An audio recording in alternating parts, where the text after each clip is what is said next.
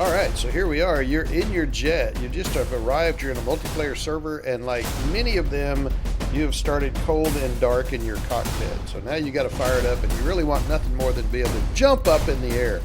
A lot of us will sit there and hit the Windows Home key combination, and that will actually start your jet running, and we're going to go ahead and hit that now. The deal is what you'll notice is that it does a lot of stuff. It is sitting there clicking. It's going through all the tests, the lamp tests.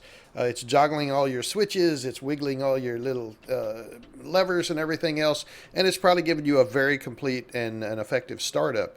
But it takes a long time. It is a very slow process. So let's go ahead and speed this up and see what it looks like. All right, so now we're just about 30 seconds in before it has even fired our battery and started up our APU. So we've already lost 30 seconds of time. We're really close to it. So again, let's go ahead and let this thing finish out.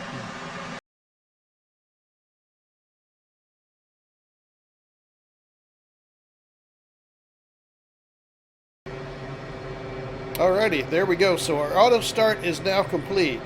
We have elapsed 5 minutes, and now you can take off and everything ought to be good. Alrighty, so we're back in our cockpit again, cold and dark. You saw how the automated system works, and it's a very good startup, but let's get up in the air a little bit quicker. So I'm going to go ahead and turn on my Tobii eye so you can see where it is I'm looking, and then we're going to start the clock and see how we can do. So boom, there we go. Let's get it started. We're going to go down here first, turn on our battery, and then come across and light up our APU. Now while that's running, I like to go ahead and put my throttles up into idle. I do them both at the same time. It's probably not a good idea, but I'm going to do it anyway because it is a game. I'm not going to die because of that.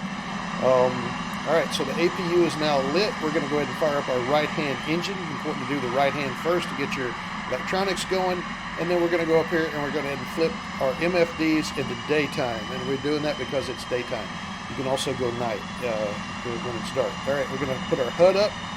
At the same time, we're going to go over to our helmet-mounted sight, HMD, helmet-mounted display, and then turn that up as well. We're going to turn up our center lower screen, which is our color display. And while we're here, we'll go ahead and hit our ECM up to receive. And this is just kind of a standard mission. We're going to wait on the radar warning receiver and the dispenser.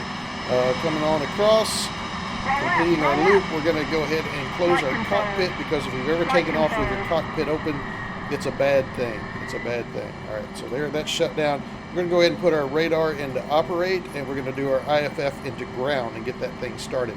Over here now, you can see our right engine is up to 64. That's good. We're going to go ahead and fire our left engine now. And while we're here, we're going to go ahead and reset our FCS, our flight control system, and put ourselves into takeoff configuration. You can kind of look around, and I'm not doing anything with lights. That's on you. You can do that as you want, whether you're playing at night or not. We're going to come back up around. We're going to go to our center display, and then hit our IFF, our identification friend or foe. Turn that on because that's important. Our data link, going to hit it twice, and then turn it on as well, and that will give us that picture, that tactical picture. You can see the INS and all that's starting to come together now. We're going to go ahead and turn on our radar warning receiver and put our dispenser into bypass mode. I like bypass because it gives me a little better control. You can also put it in on, set your program, stuff like that. That pretty much finishes up. We come on around down here again. We can arm our seat. You can see everything is kind of going. I like to put my display, right-hand display, I don't know why, I just do, into the HSI. And here you can see your INS rolling and doing this little countdown. The way to speed that up is you go to your standard heading, boop, and that puts in a known value and actually accelerates that countdown really, really quickly. You can see how that's just a flying right now.